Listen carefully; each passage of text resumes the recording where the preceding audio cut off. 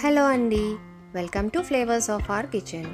సమ్మర్లో మన బాడీ కూల్గా ఉండడానికి ఇలాంటి పెరుగుతో చేసే రెసిపీస్ చాలా ఉపయోగపడతాయి. ఇది మీరు సలాడ్ లాగా తీసుకోవచ్చు లేదా రైస్ ఆర్ చపాతీతో అయినా చాలా బాగుంటుంది. ఈ ఆనపకాయ పెరుగు పచ్చడి కోసం ముందుగా కడాయిలో 1 టీ స్పూన్ నూనె వేడి చేసుకుని అందులో 1/2 టీ స్పూన్ ఆవాలు, 1/2 టీ స్పూన్ జీలకర్ర, 1 ఎండుమిర్చి, 10-12 కరివేపాకులు, 1/2 టీ స్పూన్ అల్లం తురుము వేసి అల్లం పచ్చివాసన పోయేదాకా వేపుకోవాలి. ఇప్పుడు ఇందులోకి 1 కప్పు తురిమిన ఆనపకాయ, ఉప్పు, 1/2 టీ స్పూన్ పసుపు, 1/2 టీ స్పూన్ కారం, 1/2 టీ స్పూన్ వేపిన జీలకర్ర పొడి వేసి ఆనపకాయని మగ్గనివ్వాలి.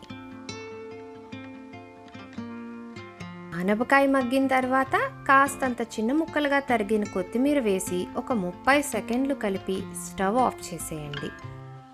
లాస్ట్లో రఫ్గా దంచుకున్న వేపిన వేరుశనగ పప్పు, 1½ కప్పు చిలికిన పెరుగు యాడ్ చేసుకుని కలుపుకొని సర్వ్ చేసే ముందర చిటికెడు జీలకర్ర పొడి, చిటికెడు మిరియాల పొడి, చిటికెడు కారం వేసి సర్వ్ చేసుకుంటే మన ఆనపకాయ పెరుగు పచ్చడి రెడీ.